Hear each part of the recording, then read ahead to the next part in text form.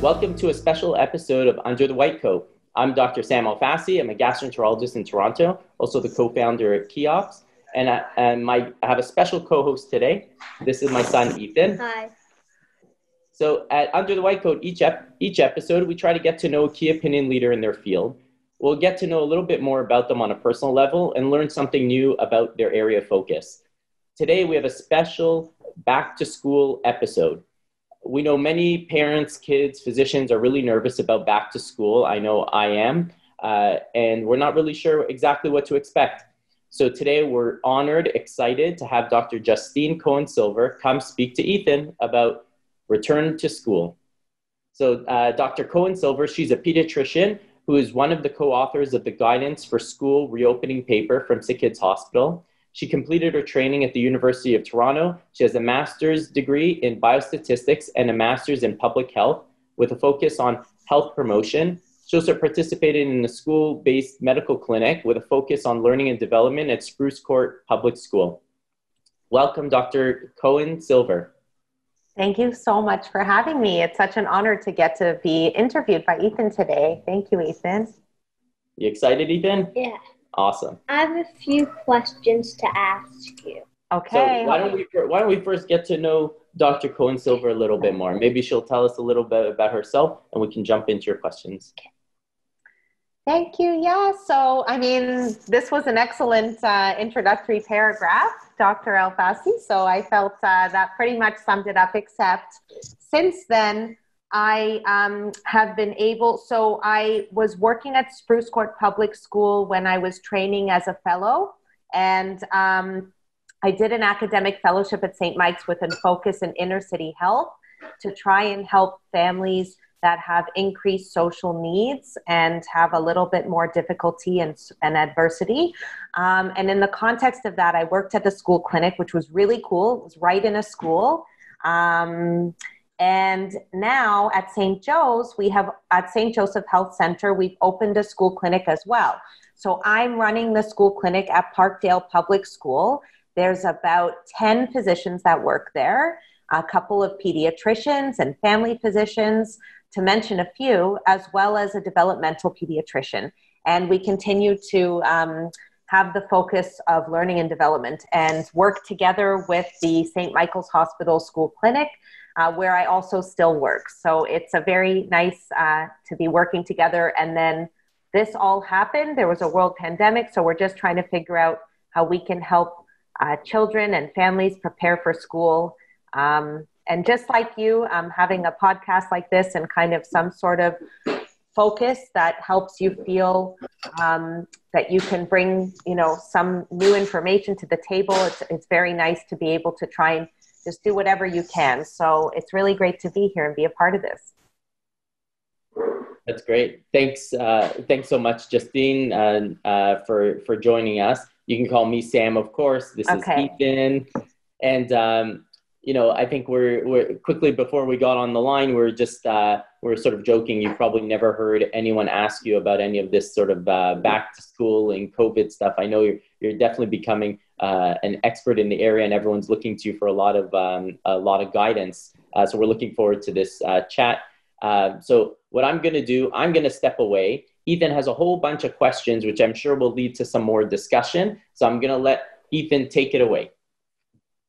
Sounds great. And Ethan, Dad said maybe here and there I can ask you a question. So we'll see if that comes up, right? What kinds of symptoms will kids get with COVID-19? Well, that's a great question, Ethan. And the truth is that COVID-19 is a virus. And so like most viruses, there's a broad range of symptoms that you can have, including no symptoms at all. So children tend to, I don't want to give a number here, and there's certainly no number to give. Children can have all the same symptoms as adults, but there seems to be a predominance of children that have no symptoms or very, very mild symptoms, including a sore throat, a fever, a cough. However, some children, and we can't predict exactly who, might have some symptoms that are more severe. So just like adults, a cough that can cause some trouble breathing. I have definitely seen symptoms including vomiting and diarrhea being possible for COVID-19. You can actually get a rash for a medical condition that can kind of be caused by COVID-19 that we call MISC, the multiple inflammatory syndrome. But for the majority, for the most part, children, generally speaking, have mild symptoms, and even in some cases, no symptoms at all. I hope that answers your question. Yes. And my second question is... Sorry, can I clarify? Sorry, sweetie, can I clarify one thing? I just want to mention in the context of which children may have more severe symptoms, we do know that children that are more vulnerable and generally speaking medically fragile are at higher risk for more significant symptoms. So children with an underlying medical condition might be at higher risk. Thank you. Sorry about that. Do I have to get tested every time I have a symptom? That's a great question. And some of the questions you have today, generally speaking, this is a world pandemic. And we've never had one in a long time, right? So in the context of that, what did you say? Like in 100 years. In 100 years. So in the context of that, we are making our best decisions and best guesses. Luckily, we have lots of experts to weigh in, but not every decision is 100% for sure the right answer. So I'm going to give you my opinion, but that's you know what I mean? It's really tricky in the context of that. So do you get tested every time you have a symptom? I think so. I think it's reasonable too, because that way you know if you have it or not. And if you don't have it, you know that other people don't need to get tested. And then you know that you may be able to go back to school, for example, sooner than expected. So if you did have COVID-19, you would stay home from school for 14 days and until you were 24 hours without symptoms. But if you don't have COVID-19, if you have the test and it's negative, but you're still sick with something, you would stay home until you're better for 24 hours and then go back to school. So that might be 3 days. You know what I mean? I'm sure you've had a cold before, right? Yeah. And sometimes it takes a few days. Sometimes it takes a long time. There's still a bit of a cough. It all depends. You know what I mean? Yeah. Okay, good. Ethan, why don't you tell Dr. Cohen-Silver this a week ago, you had a bit of a sneeze, right? Oh, so no. So what did we do? We went to St. Joseph's Hospital. I got tested. I was luckily negative. So tell her what it was like, and tell the other kids what it's like. So, what did we have to do? You have to line up, and there's lines. So you stand in front or behind the line or on it, and then you get signed in and tell them your address and stuff. And then you go into this room thing, and then someone puts something up your nose. It's tingly for a few seconds, and then they take it out. And then the next day you'll get your results. So did it hurt? Not so much. It was just the weirdest thing I ever experienced. Yeah. It was unexpected. Yes, I have been tested, I think twice myself. So I can say your description is very accurate. And when you stand in line, you might have to obviously you'll stand 6 feet from everyone else. And when you get inside, there's a lot of white drapery everywhere just to keep people separated, right? Yeah. And it looks like a bit of a maze, but it's very organized. And it wasn't that bad. It did feel weird. There's no doubt about it. Getting the test up your nose is a weird sensation you don't expect, but it's not that bad at all. And luckily, you're feeling better, so I'm so glad. Yeah, I just sometimes get a little sneezy around this time of year. Me too. I think it's allergy season, and I think that brings up a whole new question about how often does everyone need to get tested if they know they have allergies and they're having allergy type symptoms? That's excellent angle, Sam, and I appreciate you mentioning it because it reminds me to say one more thing about Ethan's first question about getting tested for every symptom. So yes, at first, if a symptom was new to you that you hadn't had before, you should get tested. But if you're noticing a pattern, if you have a chronic running nose and that you have a history of that at this time of year, or if you have coughing because you might have a medical condition such as asthma, for those cases, it's important to speak to your doctor and decide if you need to get tested or not. And of course, in the first place, when you have symptoms, you can ask your doctor what they think. You can just go ahead and get tested if you would like, but you can also ask your doctor. And certainly, if there's any question of whether you could get tested or not, I'm sure your doctor would be happy to help you and help also explain to your school if the symptoms seem to be related to an underlying condition such as allergies, then your running nose at this point has been medically cleared by the doctor and it is reasonable for you to return to school.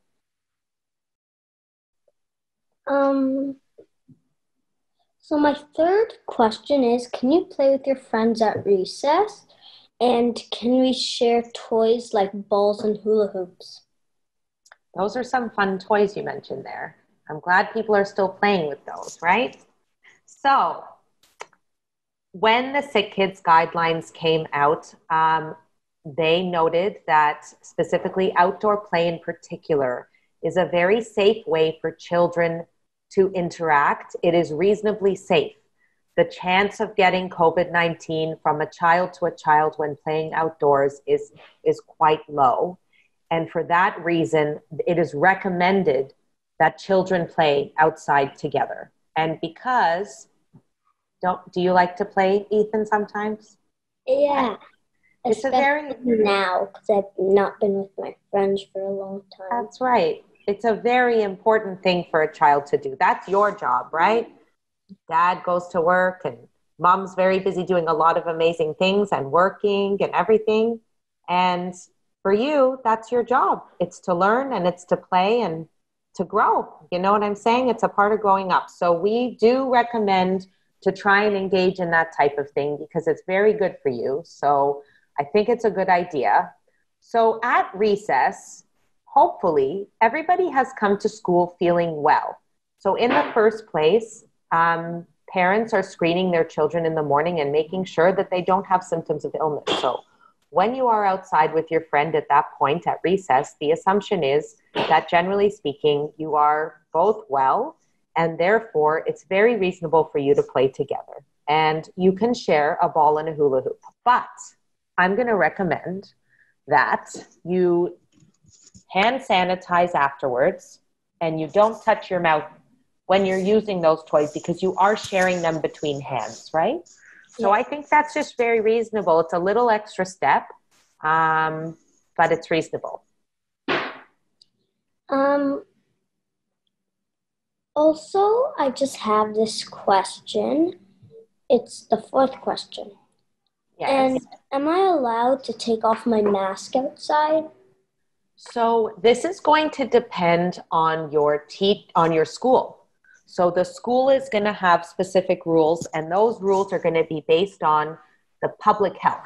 So I'm sure you've heard about the words public health, basically a very important place that's helping us right now to make these big decisions, such as what we are allowed to do right now, where we go, what we're allowed to do when we go there in terms of health and safety during COVID-19 and generally speaking. And they are the people that help us when someone gets COVID-19.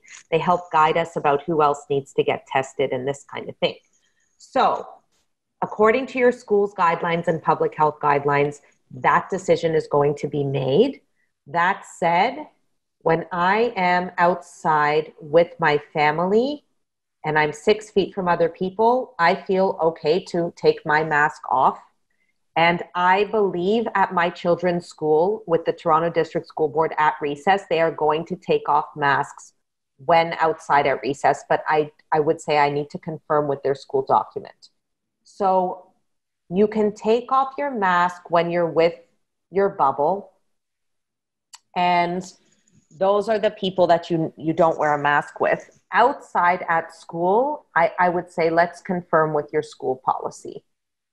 But it is safer to certainly take your mask off outside than inside, if that helps to start the decision, okay? And certainly it depends. So I assume my children will be allowed to have their mask taken off outside, because when they're outside, that's a time when they're allowed to eat. It might be a snack time, like recess or lunch. So for that reason, I think they also might be allowed to take it off.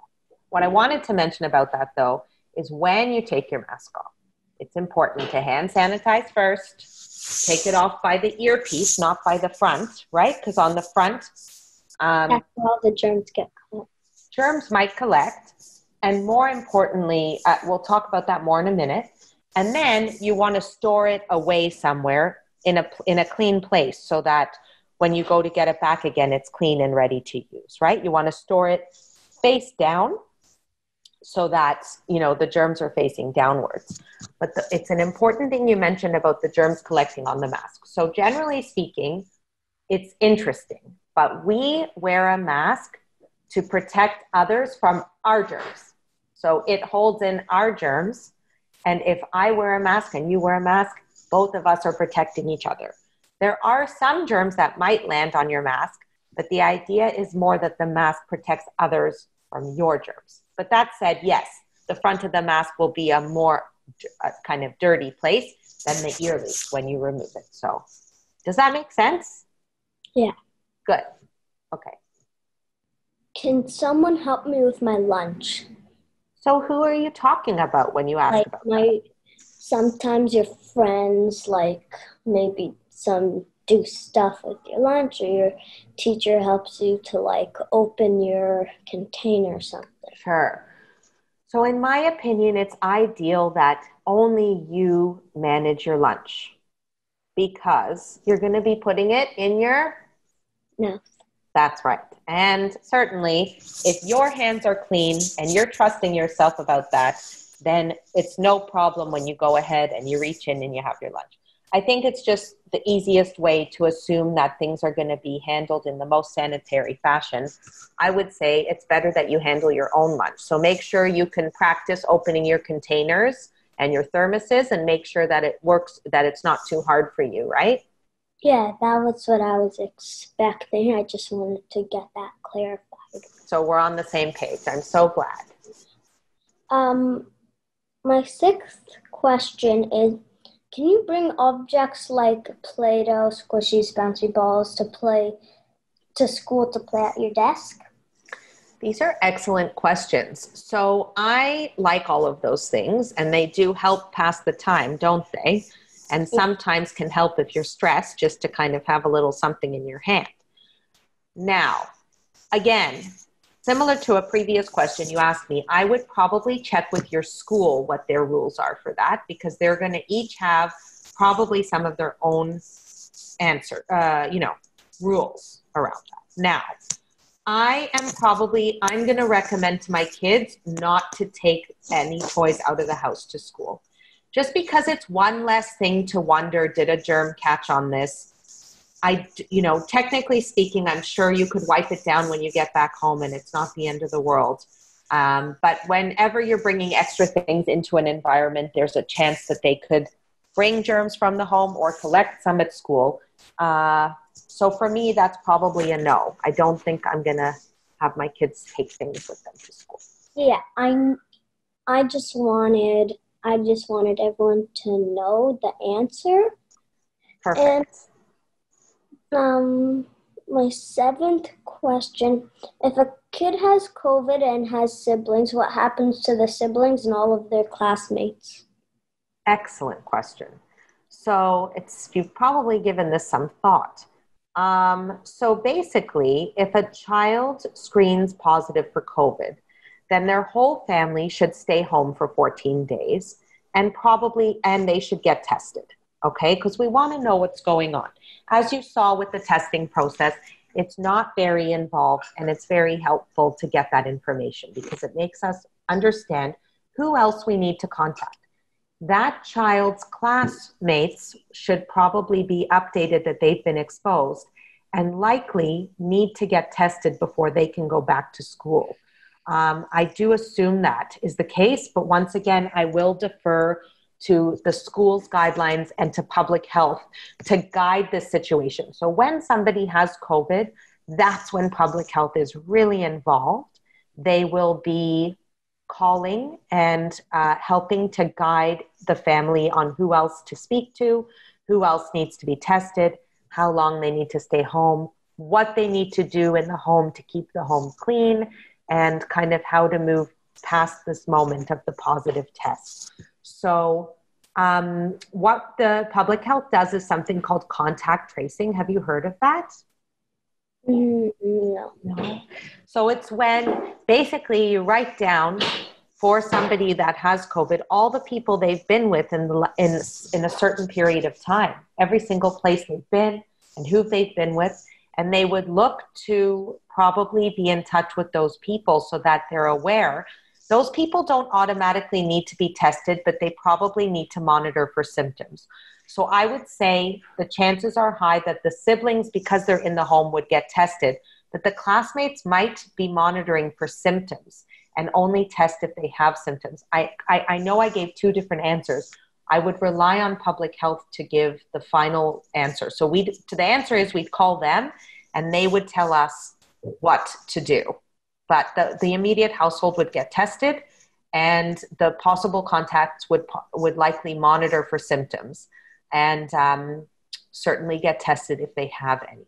That is my understanding at this time. Except what I was thinking is like, let's say a kid with siblings gets it, and then the siblings' classmates get it, and their siblings get it, and then eventually the whole school and everyone they've been with, just from one kid. Yeah, I mean, and it is possible. So there's been, somewhere I think in a Starbucks I heard where one person had it and 52 people got it as a result of being near them. So unfortunately, COVID-19 is rather contagious.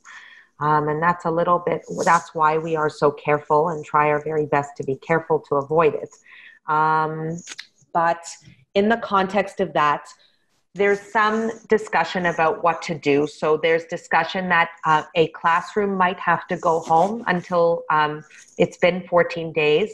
But if public health determines there's an outbreak, then more classrooms need to go home and just until things settle before returning back to school. So an outbreak is when basically somebody has COVID-19 and they give it to somebody else at the school. That's an outbreak if you give it to one person, okay? And in the context of that, obviously an outbreak can be big or small. So public health will be careful to try and help people keep an outbreak under control. And usually the best way to do that is to send home as many people that might be as risk as possible and determine when it's safe for them to go back to school. But usually it's a period of 14 days plus or minus testing. In the context of this, Ethan, I don't mean to forget your own doctor. So when there's any questions of this nature, a sibling has COVID, please definitely check in with your doctor, or kids should. Or if someone at school has COVID, they can also, the people that are at the school can check in with their doctor to see the best thing to do as well. Does that make sense? Yeah. These are tough questions. You're doing a great job. Yeah, I think we have to be pretty fluid and we have to just be ready for what's going to come, right? I know a lot of people are very nervous, including us and Ethan and lots of parents out there. And these are some of the tough questions, but we're going to learn them also as we go along, right? But you have a couple more. I have two more. Okay. Sorry. And just to mention, Sam, to your point, just the fact that we are really making it up as we go, which is a bit tough. We're not really making it up. This is based on some other outbreaks in the past and what we know about viruses and now what we know about COVID-19. But in the context of that, it's a bit tricky to give a straight answer because there's so many variables that there are to consider. But the one thing that we do think is most important at the time, the one message that we really wanted to get home from the final guidance document for the Hospital for Sick Children is just the benefit of children going to school and joining back with their peers, socializing, interacting, and learning. And the fact that we think this is very important for children of this generation that are growing up during this time, during the pandemic. We don't know how long this is going to go on, and we really want to nurture this future generation. And so we want to try and, be brave together and think of some great solutions that allow us to try and go back out there again the best that we can in a safe way. So that's at this time too, and I have said this in other opportunities to speak regarding the guideline, Sick Kids Guideline, is that right now, public health has done a wonderful job of helping to tell us when it's safe and when to lock down, how to get back out there again, and kind of has been guiding us, I think, very well. We've done a great job of flattening the curve. And so it's a safe time, relatively speaking, to go back to school. It's not 100% safe. COVID-19 has not disappeared, but weighing risk and benefit at this time, certainly understanding that risks are very important to consider. Given the current numbers in Ontario, it is safe as it can be at this moment to go back to school. So, I want to be careful not to quote me to say it's safe, but on the other hand, I'm sending my kids to school and we're very hopeful to try and go as long as we can. And I trust public health will let us know if there's an outbreak like Ethan has asked about, or if cases are starting to climb, that we need to kind of take a step back and then we can take a step forward again after that. So yeah, sorry to diverge. No, I think that's great points, right, Ethan? And I think that's what we've been thinking about in our own household. I think Ethan and his siblings are all excited to get back to school. So Ethan has one last question, because you actually answered his last question already. Great. Will there still be after school activities, and what activities are the safest? So I think at this point you've gotten to know me a little bit and you might know my answer. Part of my answer is going to be, it depends on the school and it'll depend on public health. And based on public health, the school is making their own guidelines. So I would refer to your school's guidelines. I'm not sure that every school is going to have 100% the same guidelines, but I know that public health, what's that? Oh, so my school is following the guidelines. Amazing. I'm so happy to hear that. And in the context of that, right now, unfortunately, according to those guidelines, choirs and bands playing instruments and singing in a choir are activities that they are not recommending to continue, whether it's during school or after school. Right now, that is not considered as safe of an activity because singing and playing an instrument may expel some more droplets that might contain COVID-19. So for that reason, those activities right now are not being done. But we have encouraged in the Sick Kids Guide, I don't know what activities are happening or which are safe specifically. I would check with public health. But in the Sick Kids document, we have specifically said that we do recommend resuming after school activities. We think it's a great idea, and for all of the good reasons for you to have that kind of experience, right? So what kind of after school activities do you like to do, Ethan? So now I like to do the basketball and floor hockey. Amazing. And your hockey team, right? Yeah. That's so great. Have you guys been able to complete hockey practices at this time? Yeah, so we're getting back to hockey a little. Today's my last hockey practice for a long time. And has it been a little bit different? Yeah. So what kind of things do they do, if you don't mind me asking, at your hockey practice, and how is it different? So there used to be we all used to line up on the goal line, shoulder to shoulder for drills, to go back and forth to the red line and back. But now so it's one guy, 2 meters, another guy, 2 meters, another guy. And they took There you away go. the net because there's not enough room. And then they made a second row that's 2 meters away from the first row. Very good. And then there's like 2 or 3 guys at the third row. So then some guys have to go 2 meters farther because they're farther ahead. So that's sort of like what's happening. And mommy and daddy aren't allowed inside, right? We got to wait in our car. You got to go in all ready to go.